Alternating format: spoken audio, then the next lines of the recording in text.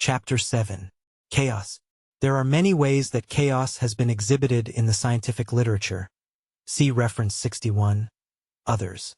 Chaos is easily found in many one-dimensional systems that exhibit period doubling in certain regimes, where this regime of period doubling eventually turns into a chaos regime. We will examine several such systems in what follows. Other paths to chaos, such as intermittency and crises, when viewed graphically, have bottleneck regions in their iterative mappings, or cyclic semi-stable regions, that would explain the appearance of chaos-like behavior. Thus, the chaos examples provided will be fairly general overall. In Section 7.1 we will discuss a general path to chaos phenomenon when there is periodic motion. This is because chaos is ubiquitous, and with the focus on periodic motion we have a simple mathematical foundation, via an iterative map formulation, that will allow identification of domains of chaos with ease. Before moving on with chaos, however, let's regroup for a moment and consider what is the opposite of chaos to gain a little perspective.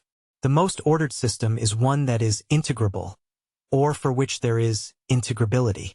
Recall how we used conserved quantities as they were identified to reduce the complexity of the differential equations, such as with the identification of angular momentum.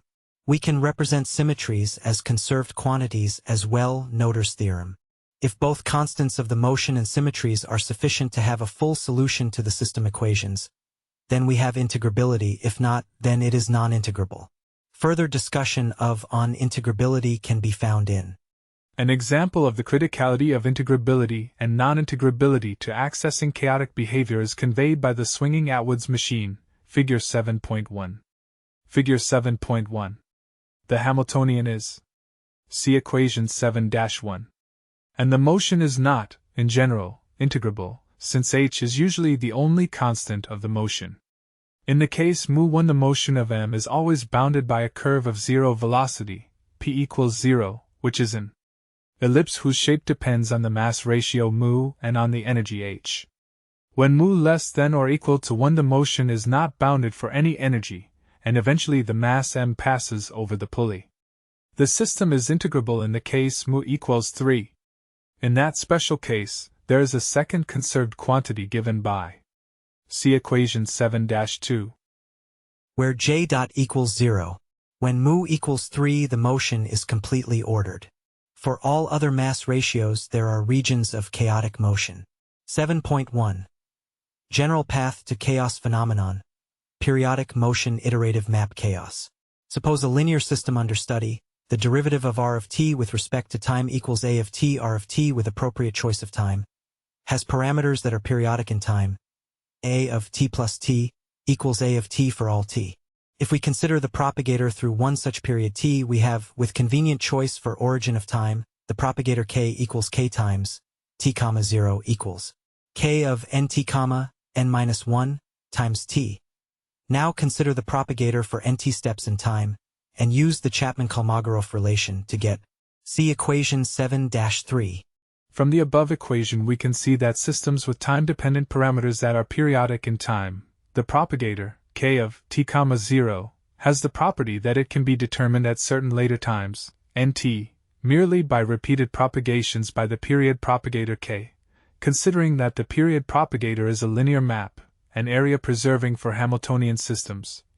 This indicates that much of the future behavior, stable or not, of a periodic parameter system can be determined by the classes of behavior under repeated period propagator mappings. In other words, the behavior of the system is mostly reduced to analysis of the behavior of its period propagation iterated map. Let's now consider the formal definition of a map, in the sense of a system with discrete time. The discrete time could be due to the definition of the data, a sequence of annual readings, or due to periodicity, with measurement taken with period sampling, or for a variety of other reasons. Let's describe the system with one real-valued vector r of t, now with n components, and for the discrete time with map scenario, we suppose that r of t plus 1 equals f of r of t, t, where f is the map function, a vector-valued function, of the phase space onto itself.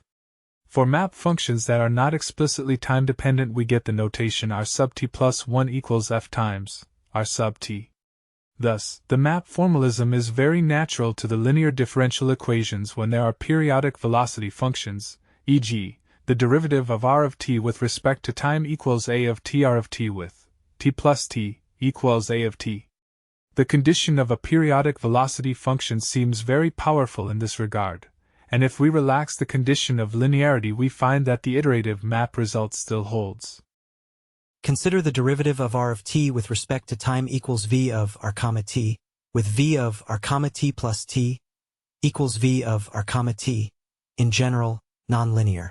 At the first discrete time step, t equals 1, we have r of 1 equals f of r of 0 by the definition of the map introduced. We then see that the derivative of r times t plus 1, with respect to time equals v of r times t plus 1, comma t. Thus r of 2 equals f of r of 1 with the same mapping function, and by induction must have r sub t plus 1 equals f times r sub t, in general. In other words, both autonomous and non-autonomous systems, if they have periodic velocity functions, can be described in terms of a mapping function associated with an autonomous system with discrete time. This leads to a two-step process for solving differential equations. 1. Determine the mapping function f from examination of the solution during one period of motion, from t equals 0 to t equals 1. 2. Determine solution behavior by repeated application of the mapping function. From this we see that chaotic system behavior is ubiquitous. Even simple Hamiltonian systems with 1 degree of freedom can exhibit chaos, or simple conservative Hamiltonian systems of 2 or more degrees of freedom. In fact, for systems with bounded motion, a significant portion of the phase space involves phase points that undergo chaotic motion. In the example of the four-stamped pendulum to be described next, a simple Hamiltonian system, we will find chaotic motion in a general set of circumstances. In other words, we will see that chaotic behavior, to be defined precisely, is a normal outcome when pushing the perturbative limits of a system, or even if well within a perturbative domain if the parameter space pushes the chaos phase of the system. The latter description of a phase of chaos in a given parameter is accurate since the parameter that enters a chaos phase, classical but indeterministic motion, for the system may exit that chaos phase, back to a domain of classical deterministic motion, and back and forth. This latter behavior is universal in first and second order systems, describing a set of universal parameters for classical systems at the edge of chaos. In reference 45 we will see that maximal emanation/propagation of information is at the edge of chaos.